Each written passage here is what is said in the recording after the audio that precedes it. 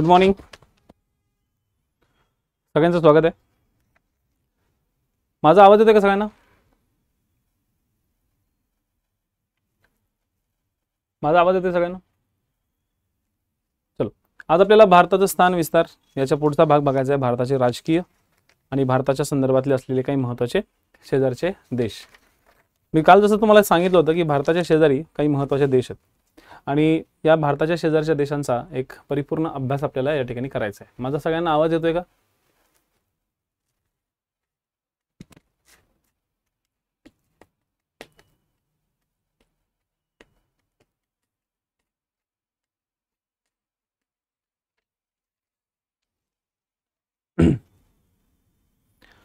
मला सगळ्यांना आवाज येतोय का?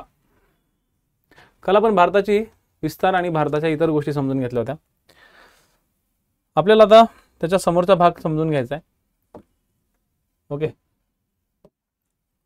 सुरुवात करायच्या आधी सांगेल की पोलीस भरतीची एक स्पेशल बॅच आपण ही लॉन्च जी करतोय ती फक्त 199 रुपयामध्ये आहे. मी यासाठी सांगतोय कारण की सामान्य ज्ञान एकदम डीपमध्ये बऱ्याच ठिकाणी शिकवलं जात नाही. पोलीस भरतीसाठी असं समजलं जातं की ठीक आहे, हे करून घ्या, तुम्ही वाचून घ्या, पण ॲक्च्युली हा विषय खरंच शिकण्याची गरज राहते.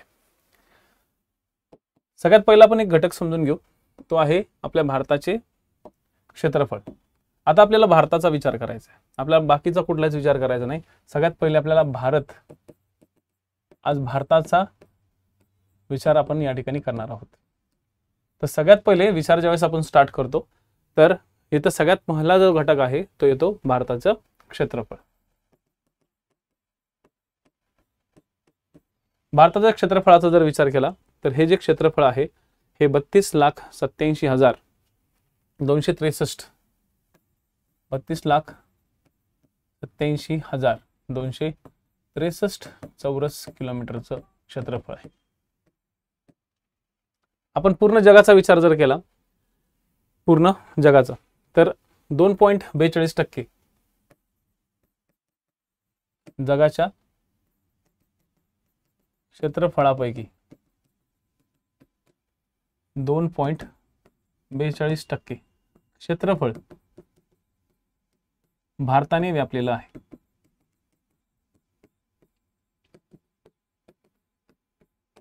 कुणी व्यापलेलं आहे? तर भारताने व्यापलेलं आहे. ठीक आहे. आपल्या भारताचा जो भाग आहे, आपला भारताचा जो प्रदेश आहे तो दक्षिण आशियाला संबंधित आहे, दक्षिण आशियात आहे. आणि दक्षिण आशियामध्ये जी सार्क संघटना आहे, या सार्क संघटनेतील सर्वात मोठा देश,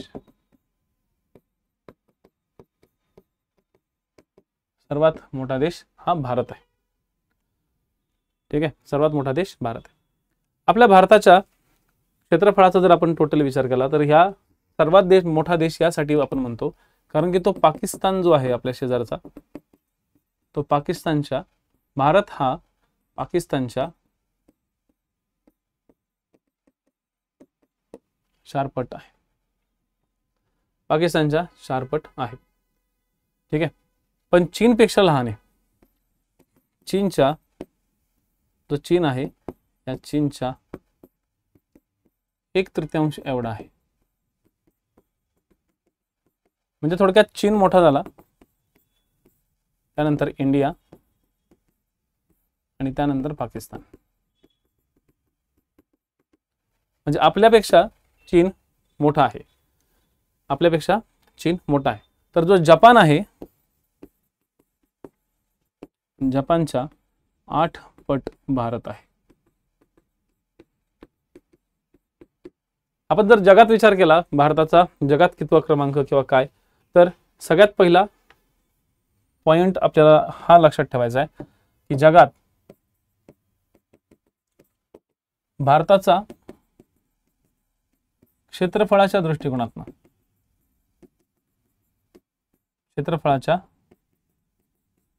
दृष्टीने 7वा क्रमांक लागतो. कितवा क्रमांक लागतो? 7वा. भारताचा जो आहे क्षेत्रफळाच्या दृष्टिकोनातनं 7वा क्रमांक लागतो जगामध्ये.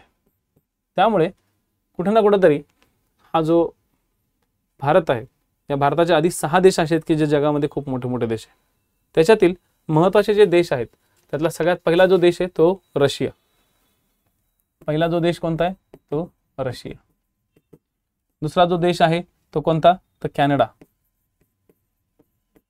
तिसरा देश कोणता आहे तर USA. चौथा देश चीन. नंतर पाचवा देश ब्राझील. सहावा देश ऑस्ट्रेलिया आणि सातवा देश आपला भारत. भारताच्या नंतर अर्जेंटिना, इराण वगैरे असे जे देश आहेत किंवा इंडोनेशिया असे देश या ठिकाणी आहेत. म्हणजे जगामध्ये आपण 7व्या क्रमांकावरती आहोत आणि आपल्या आधीचे हे 6 देश लक्षात ठेवा. रशिया, कॅनडा, USA, चीन, ब्राझील आणि ऑस्ट्रेलिया. ऑस्ट्रेलिया तर हा पूर्णपणे एक मोठा खंडच आहे. ऑस्ट्रेलिया काय एक मोठा खंडच या ठिकाणी आहे. त्यामुळे रशिया, कॅनडा, USA, चीन, ब्राझील आणि ऑस्ट्रेलिया हे जे 6 देश आहेत हे 6 देश तुम्हाला लक्षात ठेवायचे. तिथपर्यंत पॉईंट लक्षात आले सगळ्यांच्या? ठीक आहे. आपल्या भारतावरती राज्य करणारं एक ग्रेट ब्रिटन नावाचा एक देश होता. या ग्रेट ब्रिटनच्या आपण किती आहोत तर 13 पट आहोत. ठीक आहे. आणि जपानच्या किती पट आहोत? जपानच्या 8 पट आहोत. 13 पट भारत आहे. हे पॉइंट सगळे लिहून ठेवत चला पटपट. जे विद्यार्थी ऑफलाईन लेक्चर्स करतायत किंवा काही जॉबच्या निमित्तानं सगळ्यांना 11 वाजता लाईव्ह येणं शक्य नाही आहे, तर अशा विद्यार्थ्यांना एक माझी नम्र विनंती आहे की हे सगळे पॉईंट्स एका खाली एक लिहा. लाईक मी माझ्या पर्सनली नोट्स ज्या आहेत त्या पण मी सेट करतोय सध्या. या जशा नोट्स झाल्या त्या तुम्हाला मी नोट्स नक्कीच देईल. आता सध्या ह्या नोट्सचं करेक्शन सध्या चालू आहे. माझंही बुक आणायचा प्रयत्न आमचाही चालू आहे. पण ह्या बुक्सपेक्षा आमचा विचार असा चालला आहे की विद्यार्थ्यांना आपण ह्या नोट्स अवेलेबल करून द्यायच्या, पोलीस भरतीच्या विद्यार्थ्यांपर्यंत ह्या पोहोचवायच्या. कारण की हा एक प्रकारचा कलेक्शन असलेला डाटा आहे आणि हा कलेक्टिव्ह असलेल्या डाटाला आम्हाला खूप प्रोफेशनली किंवा व्यावसायिक दृष्टिकोनातून यूज नाही करायचा आहे. तुमच्यापर्यंत तो कसा जाईल हा सध्या आमचा विचार मोठ्या प्रमाणात चालला आहे. त्यामुळं हे जे काही मी पॉईंट सांगतोय हे सगळेचे सगळे पॉईंट्स तुम्ही व्यवस्थित सेट करून ठेवा. अपेक्षा करतो की हे सगळ्या घडामोडींवरती तुम्ही एक व्यवस्थित काय कराल, एक पॅटर्न सेट करायचा प्रयत्न कराल आणि तुम्ही ह्या सगळ्या नोट्स लिहाल. तुम्ही जर असं म्हणाल की सर ह्या क्लास नोट्स द्या, असं द्या, तसं द्या, तर ते सगळं भेटणारच आहे. परंतु कसं असतं, तुम्ही लाईव्ह ज्यावेळेस लेक्चर करता किंवा ऑफलाईन लेक्चर करता फक्त मोबाईलमध्ये बघत बसू नका. तर त्या गोष्टी लिहून ठेवत चला. जेवढं तुम्ही लिहून घ्याल तेवढं तुम्ही त्या ठिकाणी रिव्हिजन केल्यासारखेच आहे. म्हणजे एकदा लिहिलं, समजून घेतलं तर ते तुम्ही 5-5, 6-6 वेळा वाचल्यासारखं आहे. ठीक आहे. तर माझी एकच छोटीशी रिक्वेस्ट आहे तुम्हा लोकांना की ह्या प्लीज गोष्टी फोकस ठेवा. तर हे झाला भारताचा एक विचार. आपल्याला भारताच्या विचारामध्ये आणखी काय कोणत्या गोष्टी बघायच्यात. तर भारताच्या गोष्टींमध्ये आणखा एक महत्त्वाचा राहिला, हे झालं क्षेत्रफळाचा भाग. ओके, हे काय झाला क्षेत्रफळाचा भाग. जर क्षेत्रफळाच्या भागात आणखी जर विचार केला तर हे जे कर्कवृत्त जातं या कर्कवृत्ताच्या दक्षिणेकडे कन्याकुमारीपर्यंत जवळपास 1600 किलोमीटरचा भाग, ओके, भाग हा समुद्राकडे गेल्यासारखा आहे. त्याच्या तिन्ही बाजूनी समुद्र आहे. हा पहिला, खालचा दुसरा आणि हा तिसरा. या तिन्ही बाजूनी काय आहे, समुद्र आहे. म्हणून ह्याला द्वीपकल्प म्हणून ओळखलं जातं. भारताचा द्वीपकल्पीय आकार हा त्रिकोणाकृती आहे. भारताचा जो द्वीपकल्पीय आकार आहे हा असा, हा द्वीपकल्प आहे. आणि ह्या द्वीपकल्पातला मॅक्झिमम पार्ट म्हणजे जवळपास कर्कवृत्ताच्या इथून मधून काय गेलेले 23.5 डिग्री वरती, 23.5 डिग्री नॉर्थ वरती काय गेलेले, कर्कवृत्त गेलेले. या कर्कवृत्ताच्या दक्षिणेकडे जवळपास 1600 किलोमीटरचा भाग हा काय आहे, आपल्या भारताच्या द्वीपकल्पीय पठाराचा भाग आहे. द्वीपकल्पीय पठाराचा आकार जर विचारला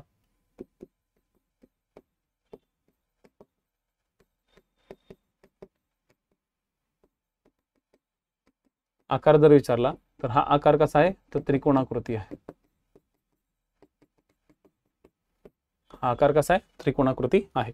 त्याच्यामुळं भारतामध्ये कुठं ना कुठं तरी एक पॉइंट्स लक्षात ठेवा.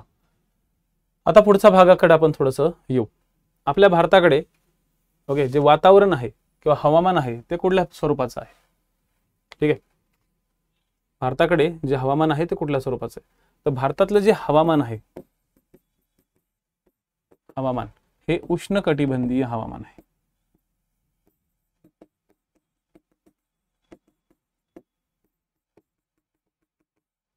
कशा प्रकारचे? उष्णकटिबंधीय. जर कधी कधी क्वेश्चन असा विचारला गेला तर भारताच्या प्रदेशामध्ये, भारताच्या भूभागामध्ये कशा स्वरूपाचं हवामान आहे? तर भारताच्या भूप्रदेशामध्ये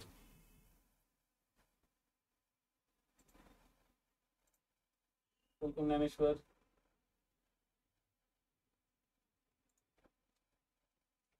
भारताच्या प्रदेशामध्ये उष्णकटिबंधीय स्वरूपाचं हवामान आहे. आपल्या भारतामध्ये मोसमी हवामानाचा प्रभाव खूप मोठ्या प्रमाणात दिसतो. आपल्याकडे नैऋत्य दिशेने नैऋत्य मोसमी हवा येते. कोणती हवा येते? नैऋत्य मोसमी हवा. लक्षात घ्या, कोणती हवा येते? नैऋत्य मोसमी हवा येते. नैऋत्य मोसमी हवा येत असल्यामुळे आपल्याकडे ही हवा पूर्णपणे भारताच्या हिमालयापर्यंत जाऊन पोहोचते. ठीक आहे, नैऋत्य मोसमी हवा हिमालयापर्यंत जाते. हिमालयापर्यंत पोहोचते.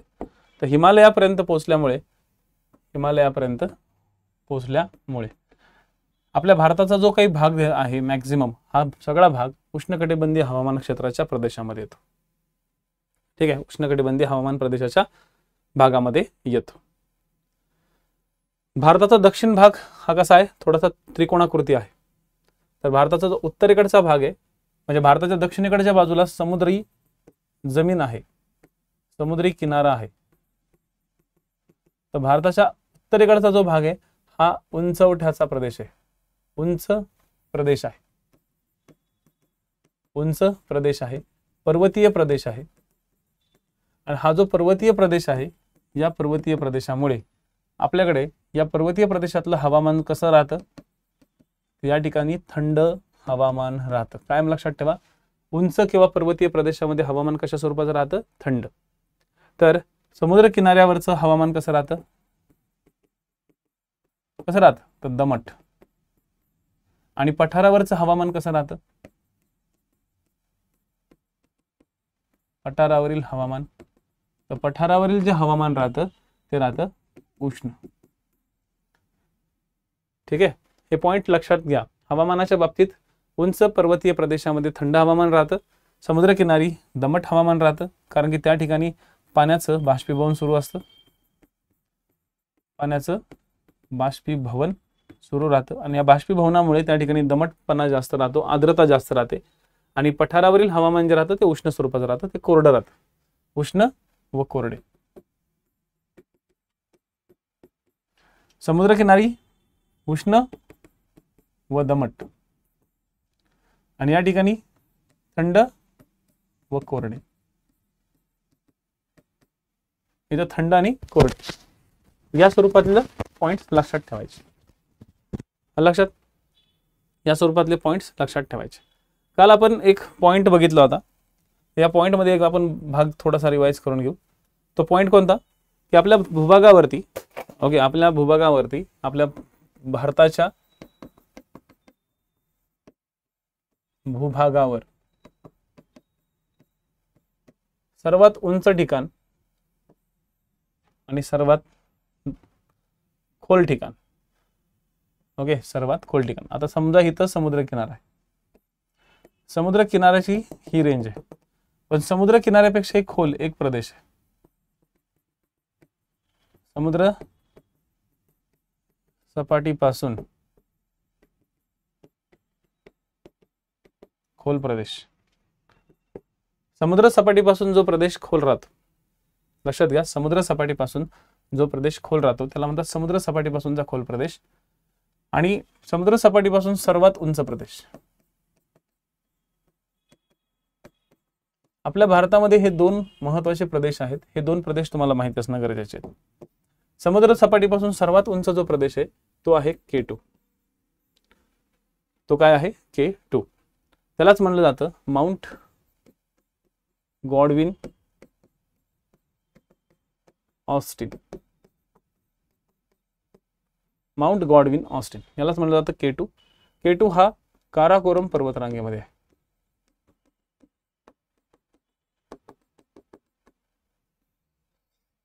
K2 हा काराकोरम पर्वतरांगेमध्ये आहे. याच काराकोरम पर्वतरांगेला आपल्या भारतातील उत्तरेकडील लडाख UT मध्ये ही पर्वतरांग आहे. ही पर्वतरांग हिमालयाच्या बाह्य पर्वतरांगेपैकी येते, म्हणून काराकोरम पर्वतरांगेला बाह्य हिमालय असे म्हणतात. या ठिकाणी काराकोरमचं आणखी एक नाव आहे, म्हणजे 12 महिने बर्फाच्छादित शिखरे त्या ठिकाणी असतात. 12 महिने बर्फाच्छादित शिखरे त्या प्रदेशात असतात.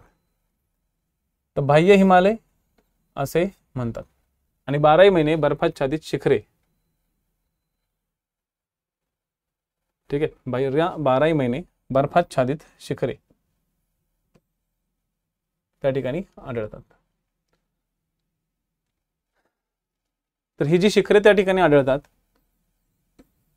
यांच्यामुळे त्यांना शिखरांचं नंदनवन म्हणून ओळखलं जातं. पर्वत शिखरांचे नंदनवन. शिखरांचे नंदनवन म्हणून कुणाला ओळखलं जातं, तर काराकोरम पर्वतरांगेला ओळखलं जातं.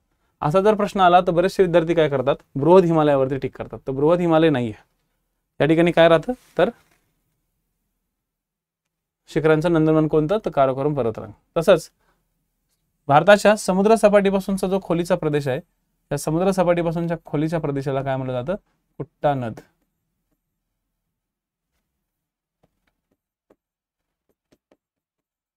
कुट्टा नद कुठे, केरळमध्ये.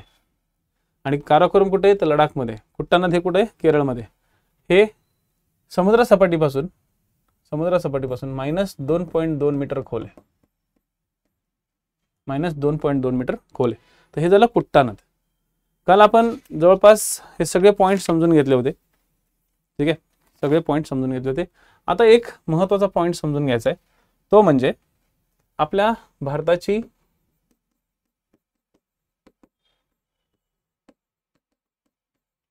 प्रमाणवेळ रेषा व GMTचा संबंध. यावरती खूप सारे क्वेश्चन्स येऊन गेलेले आहेत. अगदी MPSC मध्ये सुद्धा क्वेश्चन्स विचारले गेलेले आहेत. पोलीस भरतीला तर हा सगळ्यात बेस्ट सेक्शन म्हणूनच ओळखला जातो. तर भारताची प्रमाणवेळ रेषा व GMTचा संबंध नक्की काय आहे तो नीट समजून घेऊ. कोणता आहे, कसा आहे ते एकदम प्रॉपरली आपण क्लिअर करून घेऊ. ठीक आहे.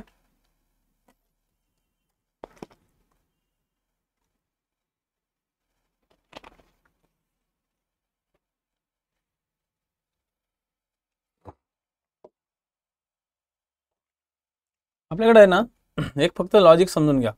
ज्या उभ्या रेषा आहेत त्यांना रेखावृत्त म्हणतात. उभ्या रेषांना काय म्हणतात, रेखावृत्त.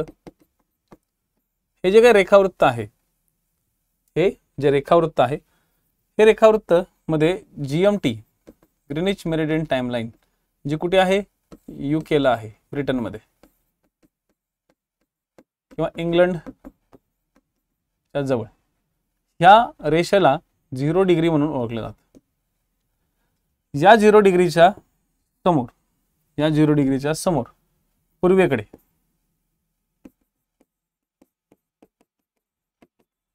पूर्व गोलार्ध आहे. हा पूर्व गोलार्ध या ठिकाणी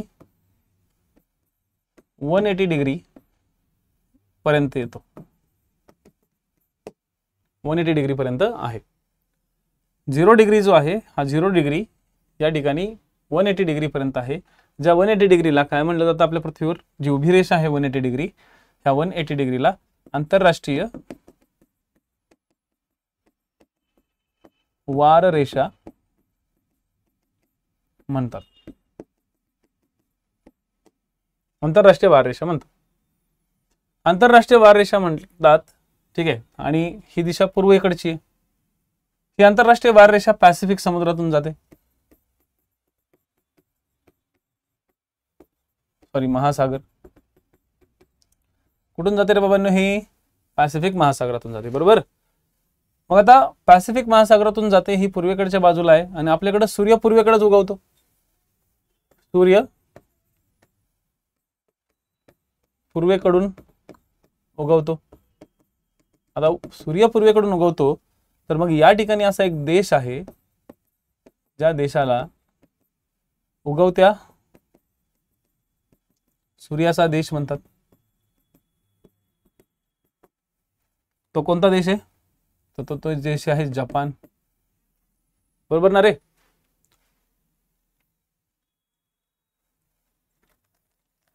व्यवस्थित तुम्हाला आवाज वगैरे येतोय? थोडं कमेंट पण करत चला क्लासमध्ये, क्लासमधले लोक, म्हणजे मला लक्षात येईल नाही तर मला असं वाटेल की मी एकटाच बडबड करतोय काय.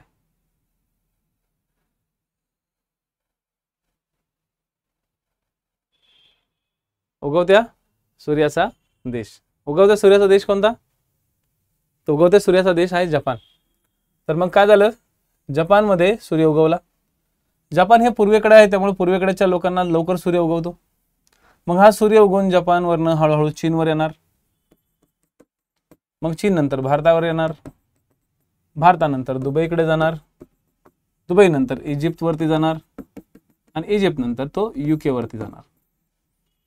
सूर्य हळूहळू हळूहळू हळूहळू इकडे जाणार, बरोबर. सूर्य हळूहळू इकडे जाणार म्हणजे पूर्वेकडची लोक सगळ्यात पहिले उठणार. जपानची जी लोक आहेत ही जपानची लोक सगळ्यात पहिले उठणार. म्हणजे थोडक्यात या ठिकाणची सकाळ होऊन गेलेली असते, मग चीनमध्ये सकाळ होते, मग भारतात सकाळ होते. भारतात ज्यावेळेस सकाळ होते त्यावेळेस ऑलरेडी इकडे दुपार झालेली असते आणि भारतात ज्यावेळेस सकाळ असते त्यावेळेस इकडे तर रात्रच असते, कारण की आपली पृथ्वी गोल आहे. आपली पृथ्वी काय? गोल आहे. आणि आपली पृथ्वी गोल असल्यामुळं आपल्या पृथ्वीवरती एक बाजूवरती सूर्यप्रकाश असतो. ओके, आपल्या पृथ्वीच्या एका बाजूला काय असतो? सूर्यप्रकाश. तर दुसऱ्या बाजूला आपल्या पृथ्वीच्या एका बाजूने सूर्य म्हणजे एका बाजूने दिवस असते, तर दुसऱ्या बाजूने काय असते? रात्र असते. एका बाजूने दिवस असतो, तर दुसऱ्या बाजूने रात्र असते. आणि या ठिकाणाहून सूर्य येतोय पूर्वेकडच्या बाजून. पूर्वेकडच्या बाजूने सूर्य असा उगवतोय आणि इथं आहे समजा 0 डिग्री. म्हणजे पलीकडच्या लोकांनी आधीच सूर्य पाहिलेला आहे, आधीच सूर्य उजाडला आहे.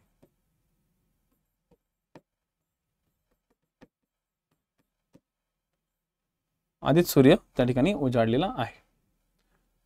त्यामुळे एवढं लक्षात ठेवा की जपानला उगवत्या सूर्याचा देश म्हणतात. इथपर्यंत भाग क्लिअर झालाय का सगळ्यांना? जपानला उगवत्या सूर्याचा देश का म्हणतात? तर यासाठीच म्हणतात. आता जपानला जो उगवत्या सूर्याचा देश बोलला जातो त्याच्यानंतर हा काय येतोय? पुढं पुढं पुढं पुढं सरकतोय. मग जपान, चीन, भारत, दुबई, इजिप्त अशा पद्धतीने तो देश, तो सूर्य पुढं पुढं सरकतो. मग या ठिकाणी जेव्हा तो भारतावरती येतो, भारताच्या डोक्यावर येतो, भारताच्या जेव्हा डोक्यावर येतो तर तो किती वाजता येतो डोक्यावर? 12 वाजता. भारताच्या जेव्हा तो डोक्यावरती येतो, भारताच्या जेव्हा तो डोक्यावर येतो तेव्हा तो किती वरती येतो? 12 वाजता बरोबर येतो. किती वर येतो? बरोबर 12 वाजता तो डोक्यावर येतो. आता मला सांगा, आपल्या डोक्यावरती समजा तो 12 वाजता आला तर जपानच्या डोक्यावरनं आलेलाच असणार ना. म्हणजे जपानला ऑलरेडी 12 वाजून गेले असणार, चीनला पण 12 वाजून गेले असणार. ओके, त्यामुळे जेव्हा तो भारताच्या डोक्यावर असतो म्हणजे भारताच्या 82.5 डिग्री वरती तो असतो, 82.5 डिग्री ईस्ट, तेव्हा समजून चला की या ठिकाणचा 12 वाजून इथं गेलेले असणार. 12 वाजून चीनमध्ये 12 वाजलेले असणार, जपानमध्ये 12 वाजून गेले असणार. म्हणजेच आपल्या भारताच्या 82.5 डिग्रीच्या ईस्ट कडे जी दुनिया असते तिच्यामध्ये टायमिंग काय होतो? टायमिंग वाढतो. तिथं काय असते? वेळ वाढते. इकडे वेळ वाढते कारण की इकडे ऑलरेडी चीनमध्ये 12 वाजून गेले असणार. चीनच्या डोक्यावरती 12 होता, 12 वाजला होता. मग आपल्या भारताच्या डोक्यावर आला सूर्य, आपल्याकडे 12 वाजवले. मग ऑब्व्हियसली चीनमध्ये तिथं 2 आणि 3 वाजणारच असणार ना, 2-3 वाजलेलेच असणार. मग या बाजूला काय असणार आहे, या बाजूला सूर्य अजून पोहोचायचाच आहे, या बाजूला सूर्य अजून पोहोचायचा आहे. दुबईमध्ये 12 वाजलेच नसतील. ज्यावेळेस आपल्या भारतात 12 वाजलेले असतील, कदाचित दुबईमध्ये फक्त 10च वाजले असतील, इजिप्तमध्ये सकाळचे 8च वाजले असतील, बरोबर, आणि UK मध्ये सकाळचे 6च वाजले असतील, 6-6:30. म्हणजे थोडक्यात मला हे सांगायचं आहे, भारतामध्ये जर 12 वाजले असतील, सूर्य जर भारताच्या डोक्यावर आहे, तर भारताच्या पश्चिमेकडे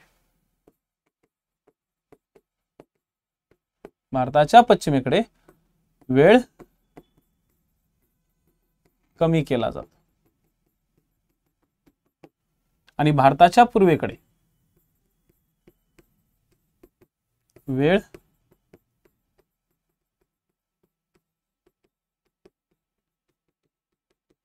जास्त केला जातो.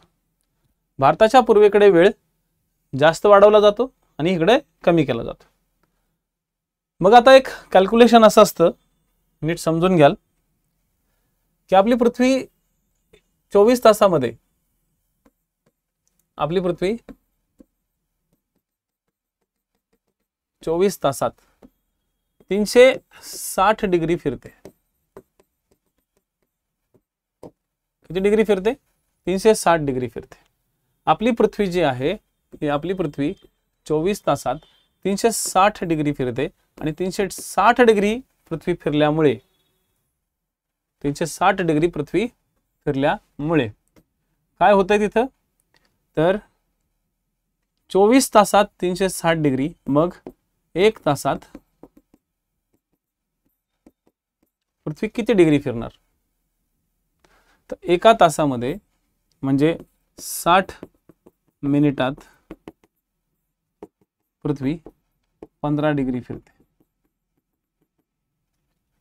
तुम्हाला 24 ने काय करायचंय, 360 ला भाग द्यायचा आहे, त्याच्यातनं उत्तर येणार तुम्हाला किती, 15. मग तुम्हाला एका तासात किती मिळतंय, 15 डिग्री, 1 तास म्हणजे 60 मिनिटं. आणि जेव्हा तुम्ही या 15 डिग्रीला या ठिकाणी फोडाल, तर 15 चोक 60, 15 चोक 60 म्हणजेच पृथ्वी 4 मिनिटात, पृथ्वी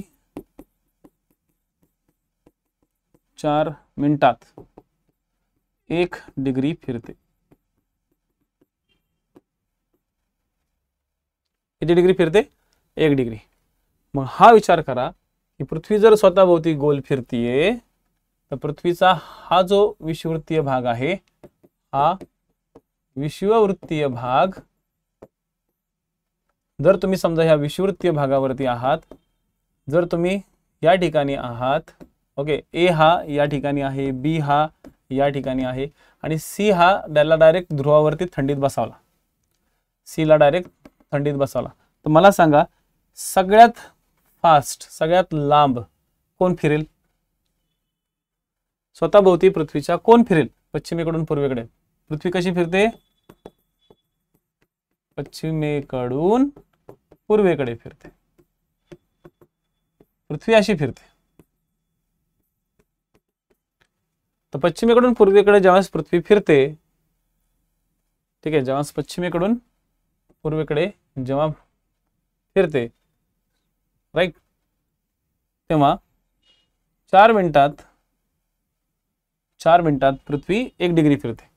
तर मग सगळ्यात जास्त कोण फिरणार, सगळ्यात जास्त फास्ट कोण मूव्ह होणार, ए होणार, बी होणार की सी होणार, तर एक लक्षात घ्या, सर्वात फास्ट या ठिकाणी ए फिरणार. सर्वात फास्ट किती फिरणार, ए. तुमच्या माहितीसाठी सांगतो, 4 मिनिटात ए 111 किलोमीटर प्रवास करेल, तोही पृथ्वीवर उभ्या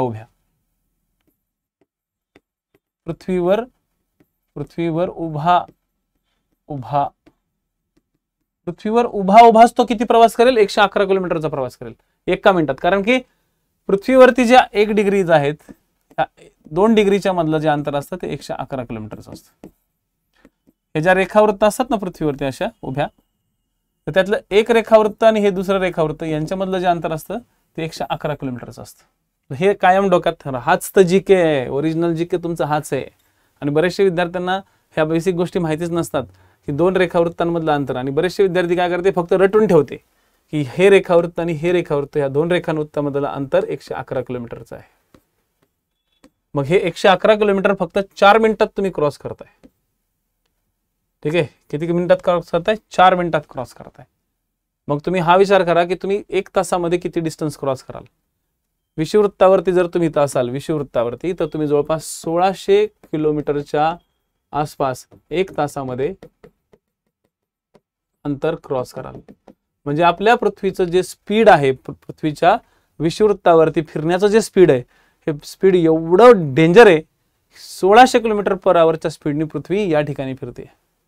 पण जो वरती सी बसलेला आहे तो सी मात्र कुठेही हलणार नाही. सी तिथल्या तिथंच मस्तपैकी टणटणीत उभा असेल. सी फक्त स्वतःच्या भोवती एक चक्कर मारेल. लक्षात, सी फक्त काय करेल, स्वतःच्या भोवती एक चक्कर मारेल 24 तासामध्ये. तो 1 किलोमीटर पण हलणार नाही. तो तिथल्या तिथं फक्त गोल चक्कर मारून येईल. ठीक आहे, तो तिथल्या तिथं गोल चक्कर मारून येईल. पण बाकीचे, हा जो ए आहे, हा ए सर्वात जास्त मोठा चक्कर मारून येईल. अगदी 40,000 किलोमीटर फिरून येईल दिवसभरात. आणि एका तासात तो किती फिरतोय? 1600 किलोमीटरचा तो डिस्टन्स कव्हर करतोय. म्हणजेच काय, विषुववृत्तावर आपल्या गती जास्त आहे पृथ्वीची. ते बाजूला आता भाग ठेवून द्या. फक्त तुम्हाला एवढं तर लक्षात आलं ना की 16 मिनिटात 15 डिग्री, 1 तासामध्ये 15 डिग्री. मग आता मला सांगा, आपल्या भारतामध्ये 12 वाजले. ओके, आता किती वाजले बघा. आपल्या भारतामध्ये 12 वाजले. आता वाजले बघा बरोबर 11:30. आता हे जे लेक्चर चाललंय ते बरोबर 11:30 चाललंय. म्हणजे आता आपण इमॅजिन करू 11:30 वाजले. जर आपल्याकडे सध्या आता 11:30 AM झाले असतील, सकाळचे 11:30, मग 11:30 पासून आपण काय करायचं, आपल्या भारताची प्रमाण वेळ रेषा किती आहे? 82.5. ठीक आहे, तर 82.5 प्रमाण वेळ रेषा आहे आपली. मग या 82.5 प्रमाण वेळ रेषेच्या आपण काय करायचं, हे 0 डिग्री आहे. मग या 0 डिग्री पासून 15 डिग्री घ्या. ही आहे 15 डिग्री, ही आहे 30 डिग्री,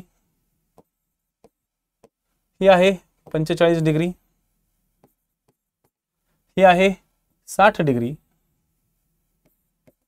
आणि ही आहे 75 डिग्री. म्हणजे बघा, भारतामध्ये 11:30 वाजलेत आणि 75 डिग्रीच्या समोर 15 किती आले, तर 90 डिग्री. इथं आहे 90 डिग्री. ठीक आहे, तर बघा आता इथं 82.5 डिग्री आहे. तर 75 आणि 90 यांच्यामध्ये 15 डिग्रीचा डिस्टन्स आहे. आणि या 15 डिग्रीच्या डिस्टन्सच्या जर हाफ आपण केलं तर ते येतात 82.5 डिग्री. म्हणजे लक्षात घ्या, भारताची जी प्रमाण वेळ रेषा आहे 82.5, तर या 82.5 पासून तर 75 डिग्री पर्यंत 30 मिनिटाचा फरक आहे. 30 मिनिटं. ठीक आहे, 30 मिनिटाचा हा डिस्टन्स लक्षात ठेवा. 75 ते 60 किती फरक आहे? 15 डिग्रीचा फरक आहे. आणि 15 डिग्रीचा फरक म्हणजे किती? 1 तास. इथं किती फरक आहे? 1 तास. इथं किती फरक आहे? 1 तास. इथं किती फरक आहे? 1 तास. इथं किती फरक आहे? 1 तास.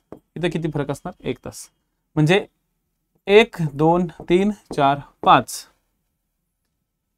1 2 3 4 5 आणि हे 30 मिनिट म्हणजे 5.5 तास हा UK आपल्या भारताच्या कुठं असेल बघा.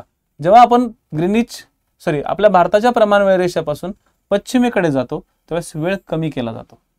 वेळ काय केला जातो? तर वेळ कमी केला जातो.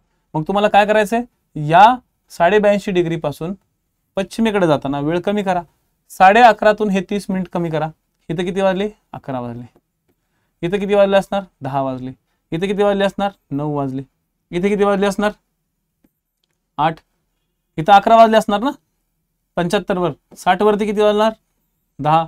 45 डिग्री वरती किती वाजणार? 9. 30 डिग्री वरती किती वाजणार? 8च वाजले असतील सकाळचे. त्यानंतर 15 डिग्रीवर किती वाजणार असणार? 7 वाजले असणार.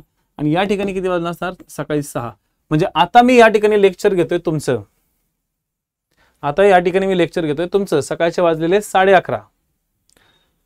बरोबर. तर त्याच क्षणात, याच वेळेस इंग्लंडमध्ये जी इंग्लंडचा राजा आहे तो इंग्लंडचा राजा सध्या तिथं 6 वाजता पहाटेचे स्वप्न बघत असेल मस्तपैकी, राईट. पहाटेचे आरामशीर तो आता उठला बिटला असेल. इंग्लंडमधील बरेचसे लोक आता मॉर्निंग वॉकला बाहेर पडले असतील. इंग्लंडमधले भरपूर लोक सध्या मॉर्निंग वॉकला बाहेर पडले असतील. इंग्लंडमध्ये नुकतीच तांबडं फुटलं असेल. आता लक्षात आलं, इंग्लंडमध्ये नुकतंच तांबडं फुटलं असेल म्हणजे इंग्लंडमधले लोक सध्या जस्ट उठले असतील. ठीक आहे. म्हणजेच भारतामध्ये जर दुपारचे म्हणजे भारतामध्ये 11:30 वाजलेत तर मॉर्निंगचे या ठिकाणी किती वाजले असणार? 6. कारण की भारतापासून ब्रिटन 5.5 तास मागे आहे. 5.5 तास मागे. लक्षात आलं? 5.5 तास मागे आहे.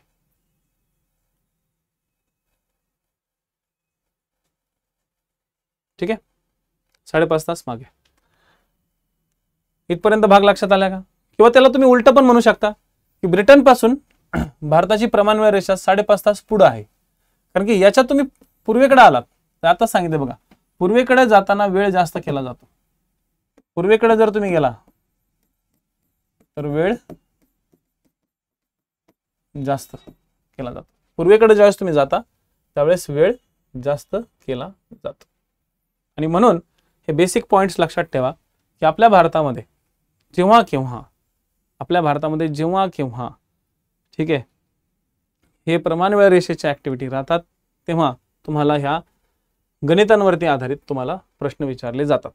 मग आता साधी सिंपल गोष्ट आहे की हा झाला तुमचा भारतापासून 82.5 डिग्री पासून तर इथपर्यंतचा भाग, युके पर्यंतचा. मग 82.5 डिग्री पासून तुम्हाला आंतरराष्ट्रीय वार रेषेकडे जायचंय.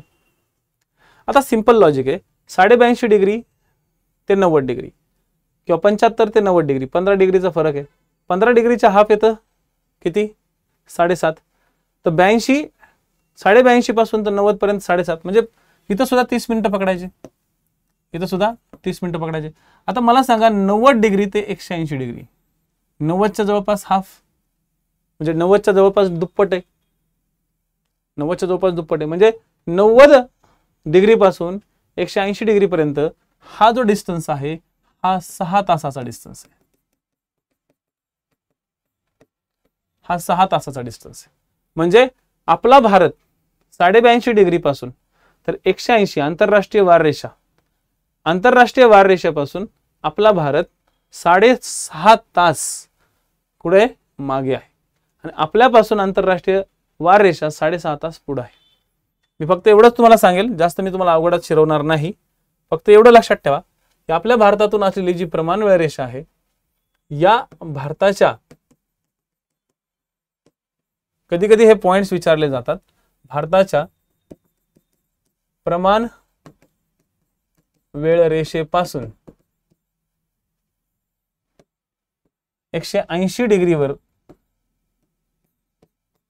असलेली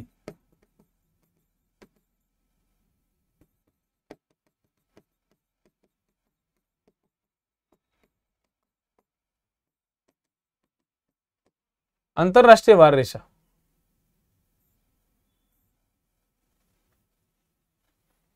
180 वर असलेली आंतरराष्ट्रीय वार रेषा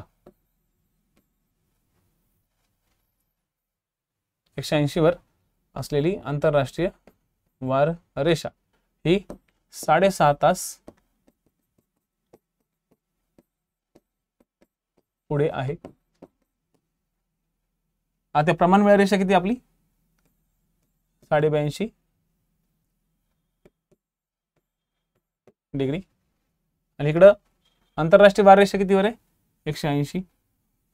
ही आहे ईस्ट आणि इथून पुढे ब्रिटनकडे असलेली 0 डिग्री ही प्रमाण वेळ रेषा म्हणजे जागतिक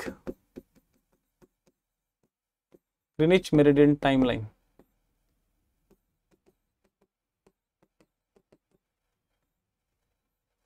जागतिक प्रमाणवेळ रेषा ही किती डिग्रीवर आहे? ही किती डिग्रीवर आहे? तर ही आपल्या भारताच्या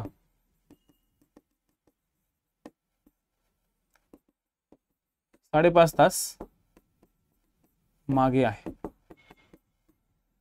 भारताच्या 5.5 तास मागच्या बाजूला आहे, ठीक आहे, आणि भारताच्या 6.5 तास पुढे आहे.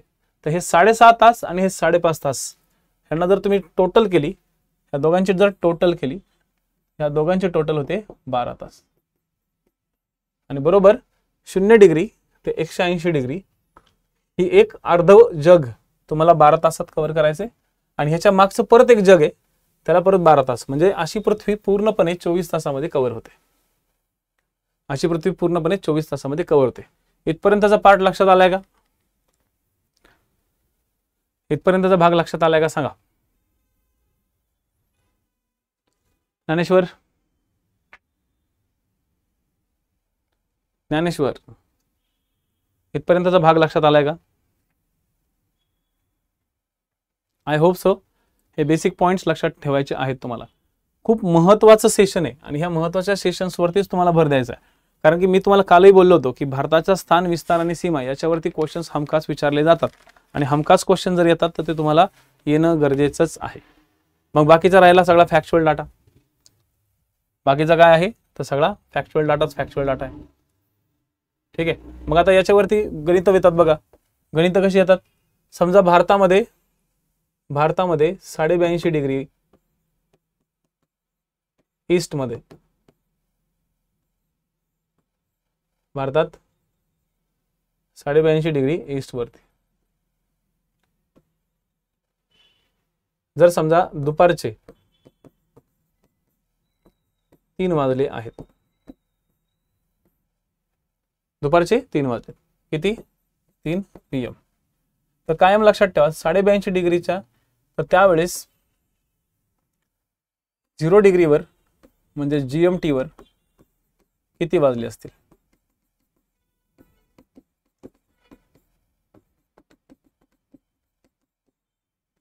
याचं उत्तर मला कमेंट मध्ये द्या, ठीक आहे. इथे किती वाजले असतील?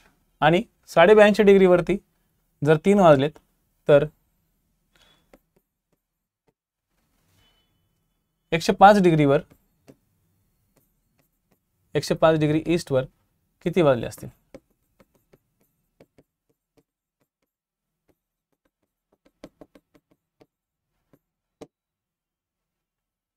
एकशे 5 डिग्री ईस्ट वर किती वाजले असतील? याचं उत्तर मी तुम्हाला देतो आणि सिंपल गोष्ट आहे. याचं उत्तर तुम्ही द्या कमेंट करून, याचं उत्तर मी देतो, ठीक आहे. तिथं 3 वाजलेत आणि आताच काय सांगितलंय, कुठलंही रेखावृत्त घ्या. आपल्या भारताचं 82.5 डिग्री आपण घेतलं, त्याच्या जर पूर्वेकडे जायचंय, पूर्वेकडे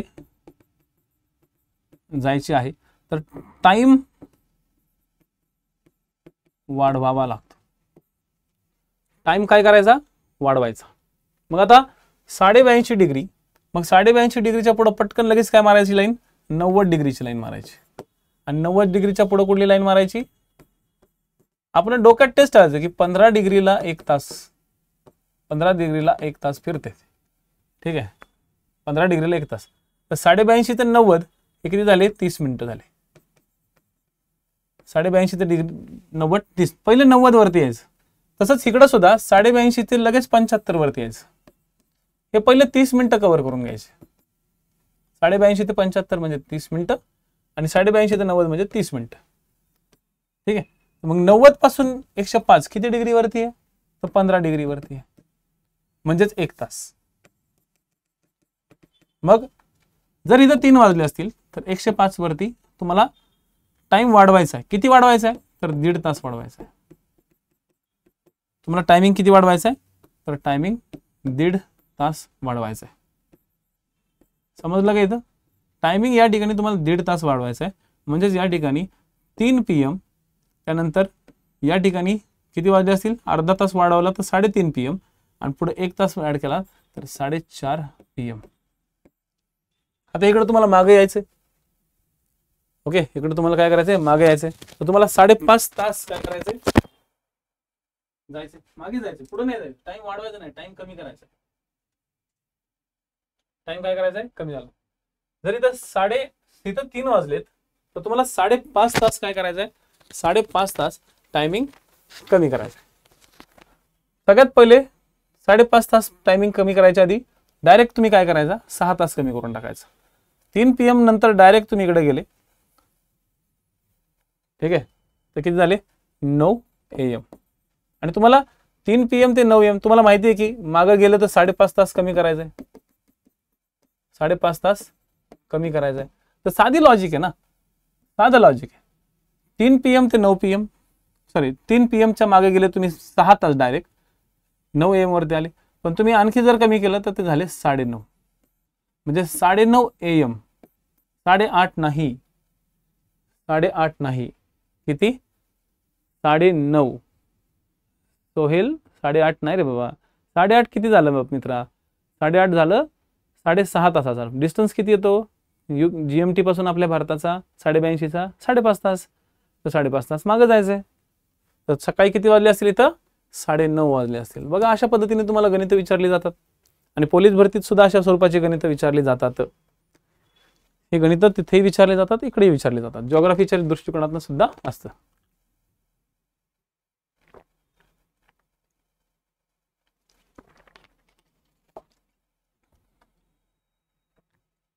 जिओग्राफीच्या पॉइंट ऑफ व्ह्यू सुद्धा लक्षात ठेवा. त्यानंतर येऊ आपण भारताच्या राजकीय भूगोलात. राजकीय भूगोल थोडक्यात आज तुम्हाला भारताच्या राजकीय भूगोलाचा एक बेसिक पार्ट तुम्हाला समजून सांगायचा आहे. आणि राजकीय भूगोल झाल्यानंतर तुम्हाला प्राकृतिक भूगोलाची एक छोटीशी ओळख द्यायची. आणि प्राकृतिक भूगोलाला तुम्हाला 2 लेक्चर तर लागणार. तर भारताचा जो प्राकृतिक भूगोल आहे त्या प्राकृतिक भूगोलाच्या अँगलने जर आपण विचार केला, सॉरी राजकीय भूगोलाच्या अँगलने विचार केला, तर भारतामध्ये 2019 पर्यंत 29 राज्य आणि 7 केंद्रशासित प्रदेश होते.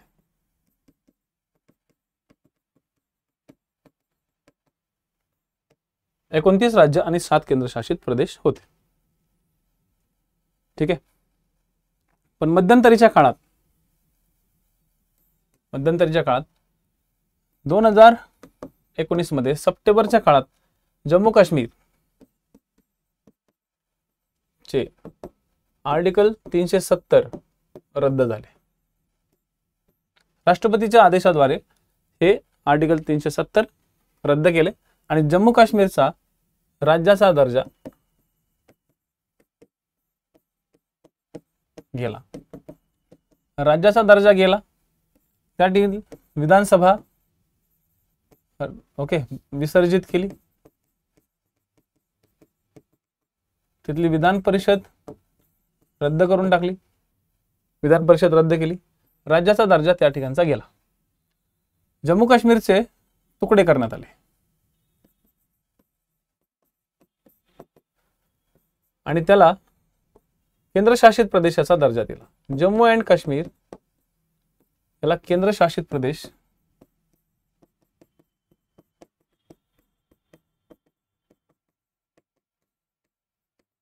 दर्जा दिला.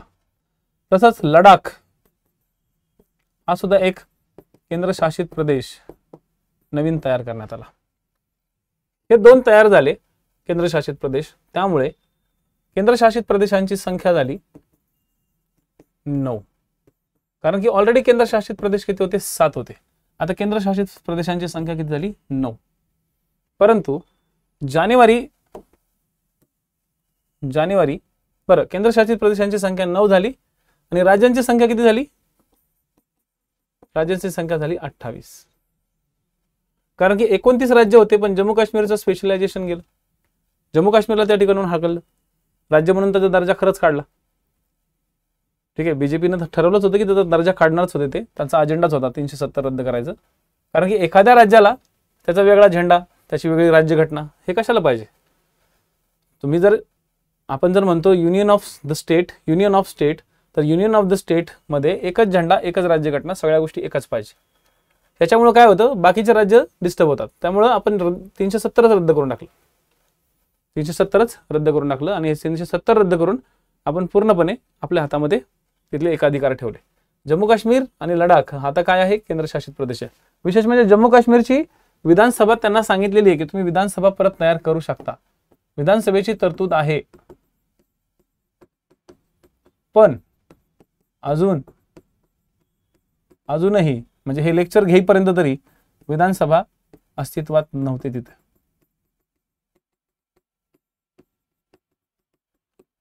तिथे विधानसभा अस्तित्वात नव्हती. 2020-22 मध्ये तिथं मतदारसंघांचं परिसीमन चालू झालं होतं, परंतु त्याच्यावरती अजूनही महत्वाचे तोडगे काढले गेले नाहीत. तर 2019 मध्ये जम्मू काश्मीरचं राज्याचा दर्जा गेल्यामुळं राज्य 28 झाली, केंद्रशासित प्रदेश 9 झाले.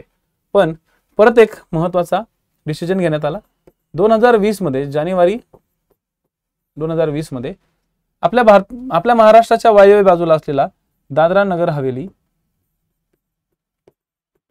आणि त्याच्या परत वायव्येच्या बाजूला असलेला दमन आणि समुद्रात असलेला दीव, गुजरातच्या कोस्टच्या जवळ दीव हे एक बेट आहे. दमन दीव आणि दादरा नगर हवेली हे पोर्तुगीजांच्या हातात होते, त्यांना आपण आपल्या भारतामध्ये समाविष्ट केलं होतं. ही परकीय जमीन होती ज्यांना आपल्या भारतामध्ये आर्टिकल 2 द्वारे ऍड करण्यात आलं. तर जानेवारी 2020 मध्ये यांचं एकत्रीकरण झालं.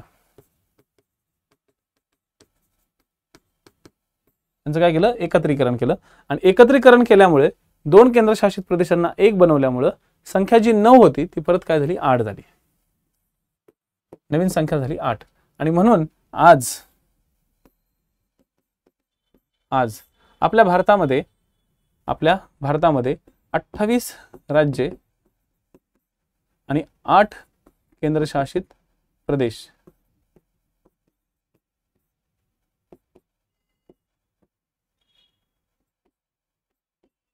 अठ्ठावीस राज्य आणि 8 केंद्रशासित प्रदेश या ठिकाणी आहेत. यापैकी म्हणजे आता इथं थोडंसं डिवायडेशन झालं. आता जम्मू अँड काश्मीर हा एक युटी बनला आणि लडाख हा एक युटी बनला. या दोन्ही ठिकाणी नायब राज्यपाल असतात. ठीक आहे, दोन्ही ठिकाणी नायब राज्यपाल त्या ठिकाणी राहतात. आणि इथं दीव आणि इथं दमन आणि दादरा नगर हवेली यांना एकच बनवण्यात आलं. हे एकत्रित झाले. आता नीट समजून घ्या, जर क्षेत्रफळाच्या दृष्टिकोनातून तुम्हाला विचारलं तर क्षेत्रफळाच्या दृष्टिकोनाच्या हिशोबानं जर बघितलं तर सर्वात मोठे राज्य जे क्षेत्रफळाच्या दृष्टीने खूप मोठे आहे, सर्वात मोठे राज्य जे क्षेत्रफळाच्या दृष्टीने खूप मोठे आहे, हे राज्य कोणतं आहे आपल्याकडे? तर राजस्थान.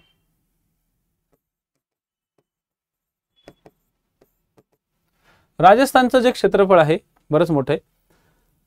ठीक आहे, जवळपास 3,42,239 चौरस किलोमीटर. मला नाही वाटत चौरस किलोमीटर तुम्हाला कुठे टार्गेट केलं जाईल. फक्त राजस्थान हे फर्स्ट नंबरवरती आहे, लक्षात ठेवा. त्याच्यानंतर येतं मध्य प्रदेश,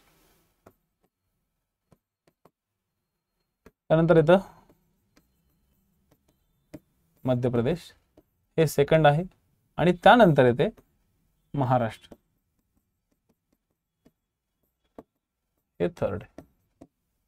तर महाराष्ट्राच्या भूगोलाच्या वेळेस मी तुम्हाला हे सगळ्या गोष्टी डिटेलमध्ये शिकवेल. आता सध्या फक्त एवढं लक्षात ठेवा की सर्वात मोठे राज्य कोणतं आहे? तर राजस्थान आहे, मध्य प्रदेश आहे, महाराष्ट्र आहे. राजस्थान, मध्य प्रदेश, महाराष्ट्र. ठीक आहे. त्यानंतर क्षेत्रफळाच्या दृष्टिकोनातून सर्वात छोटे राज्य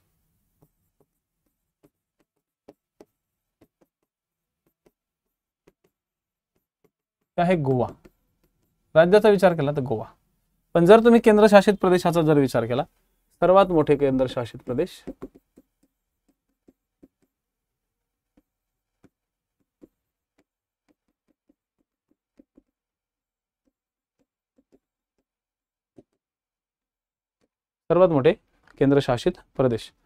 तर ते आहे लडाख. एक नंबरवरती आहे आता लडाख. दुसऱ्या नंबरवरती आहे जम्मू व काश्मीर. 3 नंबरवरती आहे अंदमान आणि निकोबार.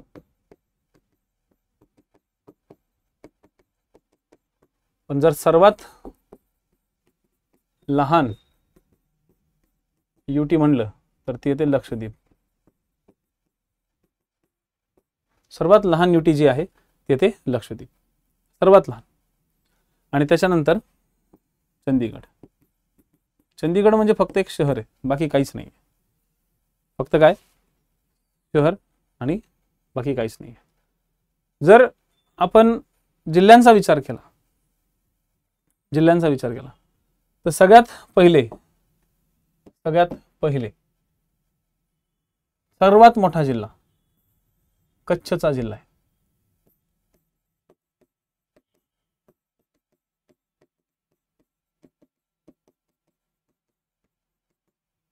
कच्छचा सर्वात मोठा जिल्हा आहे, जो कुठं आहे, गुजरातमध्ये. आणि 2 नंबरवरती लेह.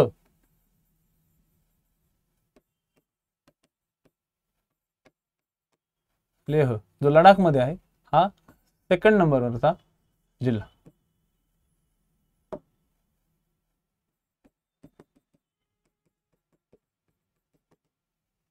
लेह हा 2nd नंबरचा जिल्हा. सगळ्यात मोठा जिल्हा कुठला आहे, तर कच्छचा जिल्हा आहे. 3 नंबरवरती जैसलमेर आहे. आणि सर्वात लहान जिल्हा पुदुचेरीचा माहे. तर माहे या ठिकाणी आहे बघा. माहे जे आहे ठिकाण, हे माहेचं ठिकाण इथं आहे. पुदुचेरीचे 3 जिल्हे आहेत, त्यातला एक आहे माहे. माहे पुदुचेरीचा जरी असला तरी तो केरळच्या प्रदेशात आहे, हे विसरायचं नाही. त्यानंतर इथं कारिकल आणि या ठिकाणी यनम.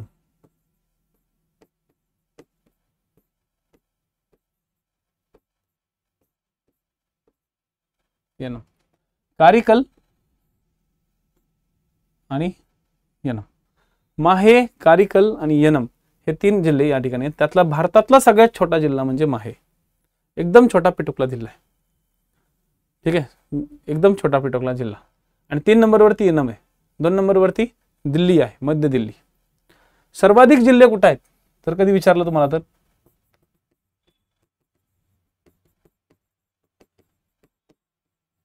सर्वाधिक जिल्हे असलेलं राज्य कोणतं सांगा. सर्वाधिक जिल्हे असलेलं राज्य, पहिल्या नंबरवरती यूपी. लक्षात घ्या, यूपीला सर्वाधिक जिल्हे आहेत, कारण की तिथं 75 जिल्ह्यांचा भाग आहे. लक्षात घ्या, आपल्या महाराष्ट्रातले 36 जिल्हेच आपल्याला नको होतात. ठीक आहे, त्यांच्याकडे किती आहेत, 75 जिल्हे आहेत. त्यानंतर मध्य प्रदेशमध्ये आहे 52. इथं किती आहेत, 75. यूपी मध्ये 75 आहेत, मध्य प्रदेशमध्ये किती आहेत, 52 आहेत. बिहारमध्ये 38 आहेत. ठीक आहे, बिहार आणि तमिळनाडूमध्ये दोघांमध्ये 38 आहेत. बिहार आणि तमिळनाडूमध्ये दोघांमध्ये मिळून 38 आहेत. तर महाराष्ट्रामध्ये 36 आहेत. तर सर्वाधिक जिल्हे असलेले राज्य जे आहे ते यूपी, एमपी आणि बिहार, तमिळनाडूचा भाग. हे पॉइंट्स लक्षात ठेवा, हे मिस करायचे नाहीत बरं का. पॉइंट्स हे कुणीही मिस करायचे नाहीत. ठीक आहे, सर्वात कमी जिल्हा असलेला राज्य कोणतं,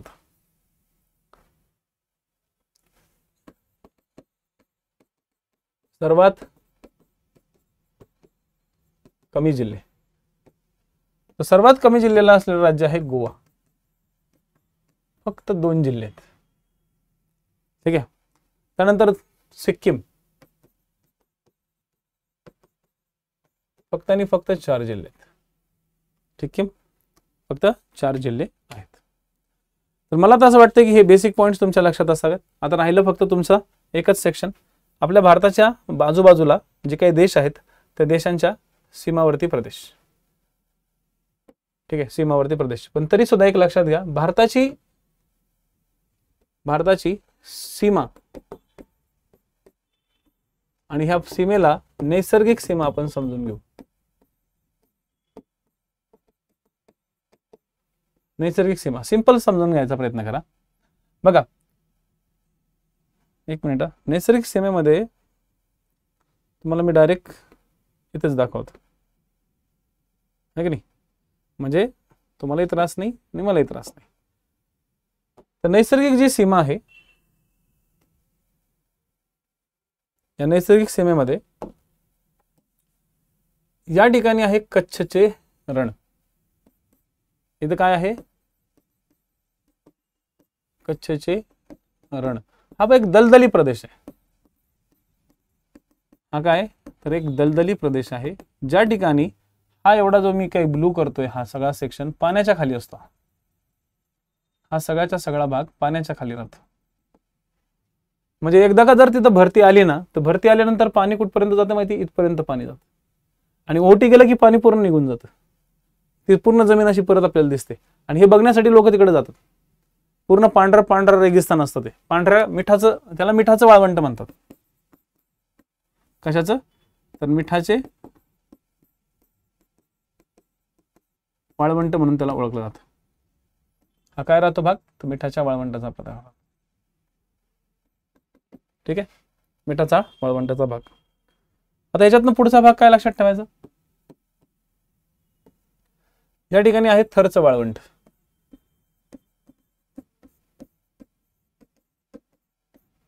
ठीक आहे, ही आहे आपली नैसर्गिक. या ठिकाणी सिंधू नदीचं खोरं.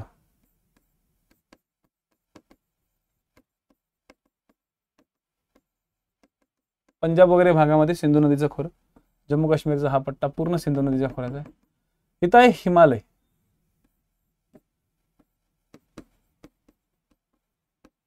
या ठिकाणी काराकोरम. या ठिकाणी लडाखचं थंड वाळवंट.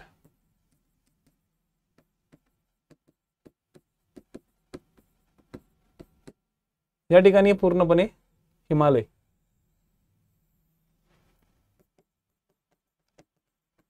हिमालयाची बृहद रांग. त्याच्या खाली पण बाकीचे आहेत, पण बृहद रांग आपलं सुद्धा महत्वाचं ठरू. त्यानंतर आहे इकडे पूर्वांचल. पूर्वांचल या ठिकाणी आहे सुंदरबन. इकडे आहे पूर्व किनारपट्टी.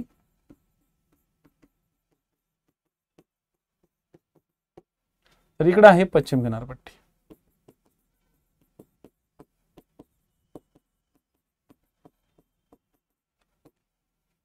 तो ये है अपना भारत. हा जो भारत आहे, या भारताच्या प्रदेशाला तुम्हाला काय करायचंय, व्यवस्थित सिस्टमॅटिक पद्धतीने लक्षात ठेवायचे.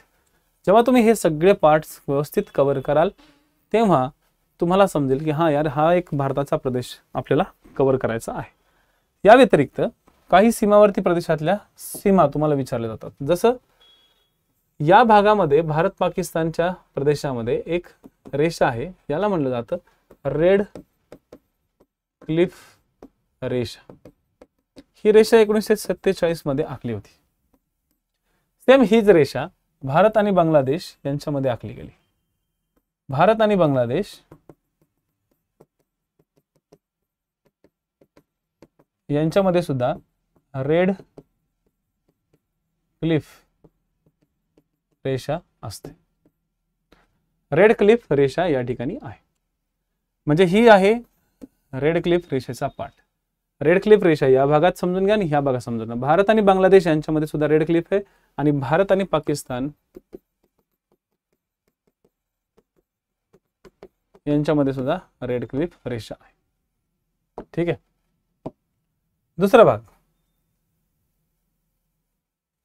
जुन्या काळामध्ये या ठिकाणी एक देश होता अफगाणिस्तान. आहे म्हणजे आजही आहे तो. अफगाणिस्तान आणि एकेकाळी हिंदुस्थान यांच्यामध्ये असलेली एक रेषा होती, पण आता ती पाकिस्तान आणि अफगाणिस्तान यांच्यामध्ये झालेली आहे, ज्याला म्हणलं जातं ड्युरँड रेषा. कोणती रेषा? ड्युरँड रेषा. ही 1891-92च्या काळामध्ये तयार केली गेली होती ड्युरँड रेषा. ही हिंदुस्थान आणि अफगाणिस्तानच्या मध्ये इंग्रजांच्या काळात तयार केली होती, जी आता पाकिस्तान आणि अफगाणिस्तानच्या मध्ये. आणि त्यानंतर ही आहे मॅकमोहन रेषा. ही तर चीन आणि भारत यांच्यामध्ये मॅकमोहन रेषा आहे, जी या ठिकाणी वादग्रस्त आहे. इथेही वाद आहे, इथेही वाद आहे. ही रेषा 1913-14 मध्ये तिबेट व भारत यांच्या दरम्यान होती. परंतु नंतर चीननं तिबेटला बळकावलं आणि आता तो चीन आपल्या भारताच्या शेजारी येऊन बसलेला आहे. तर ही ती रेषा मांडली जाते. हा जो एक पॉईंट आहे ना, हा पॉईंट व्यवस्थित लक्षात ठेवा आणि मला असं वाटतं की यावरती तुम्हाला फोकस ठेवायचा आहे. आणि म्हणूनच माझा उद्देश हा आहे की तुम्ही हे जे काही घटक मी तुम्हाला या ठिकाणी आज शिकवलेत हे सगळेचे सगळे घटक व्यवस्थित सिस्टमॅटिक पद्धतीने लक्षात ठेवा. एवढं सांगून आजचं आपलं लेक्चर्स आणि हा टॉपिक आपण कंप्लीट करू. पुन्हा उद्या आपण प्राकृतिक घटकाला स्टार्ट करणार आहोत. तर प्राकृतिक घटक तुम्हाला व्यवस्थित क्लिअर होतील. तर प्राकृतिक घटकाचा भाग आपण समजून घेऊया. हा प्रयत्न माझा आहे की तुम्हाला एक प्रॉपर चांगल्या पद्धतीचं एक सामान्य अध्ययनाचा एक भाग या ठिकाणी तुम्हाला कव्हर करून द्यायचा आहे. तर तो भाग मी तुम्ही सिस्टमॅटिक पद्धतीने कव्हर करून देईल. अपेक्षा करतो ही बॅच तुम्ही लवकरात लवकर जॉईन कराल. Because of after some days जेव्हा केव्हा तुम्हाला लाईव्ह लेक्चर, लक्षात घ्या हे लाईव्ह लेक्चर्स आहेत. लाईव्ह लेक्चर्समध्ये कुठल्याही बॅचेस अगदी 200 रुपयाला नाही भेटत. तुम्ही कुठल्याही प्लॅटफॉर्मवर जा, तुम्हाला तिथे सगळ्या बॅचेस ह्या रेकॉर्डेड फॉर्मॅटमध्ये भेटतात. रेकॉर्डेड फॉर्मॅटमध्ये आधीच त्यांनी घेतलेलं असतं, तिथं केलेलं असतं, काहीतरी काही जुन्या काळातलं शिकवलेलं असतं आणि त्याच गोष्टी तुम्हाला परत या ठिकाणी दिल्या जातात. त्यामुळे लाईव्ह बॅचेसला आम्ही पूर्णपणे आमचा वेळ देत असतो. या लाईव्ह बॅचेसमध्ये तुमचे 1-1 तासाचे 1.5-1.5 तासाचे लेक्चर्स होणार आहेत. दिवसभरातनं नंतर पुढे जसे ॲड येतील पोलीस भरतीच्या तशा आम्ही तिथं जास्तीत जास्त लेक्चर घ्यायचा प्रयत्न करूच. पण तुम्हाला एवढं तर लक्षात आलंच असेल आतापर्यंत की जनरल स्टडीजचा जो पार्ट आहे हा जनरल स्टडीजचा पार्ट थोडा डिटेलमधला पार्ट आहे. हा एवढा वरवरचा पार्ट नाही की थोडं शिकवून पुढं चला. लाईव्ह लेक्चर्समध्ये क्वालिटी सगळ्यात महत्त्वाची आम्ही देणार आहोत. क्वालिटीमध्ये कसल्याही प्रकारचा दुजाभाव केला जाणार नाही. त्याच्यामुळं फीज वाढण्याच्या आधी किंवा ही ऑफर संपण्याच्या आधी 799 रुपये होण्याच्या आधी लवकरात लवकर ह्या कोर्समध्ये ॲड व्हा, एवढंच मी बोलेल. नंतर परत जर का आपल्या मित्रांनाही सांगा, जर फीज वाढली तर त्यानंतर आम्ही कुणालाही कसल्याही प्रकारचा क्रेडिट आम्हाला देता येणार नाही. कारण की हा ॲपमधला सेटअप असतो. एकदा का हा एक डेटपर्यंत हा सेटअप राहील. म्हणजे सध्या आम्ही हा चालून ढकलतोय की बाबा मार्चपर्यंत आपण देण्याचा प्रयत्न करू. परंतु नंतर एकदा का फुल फॉर्ममध्ये आम्ही शिकवायला सुरुवात केली मग त्यानंतर कुणालाही या ठिकाणी एंट्री मिळत नाही. तुम्ही नंतर मग पुढच्या बॅचेसला या किंवा मग त्या बॅचेसमधून हे करा. परंतु ही पहिली बॅच आहे, या पहिल्या बॅचचा फायदा जास्तीत जास्त घ्या. एवढं बोलून आजचं आपलं लेक्चर मी संपवतो. जय हिंद, जय भारत आणि जय महाराष्ट्र.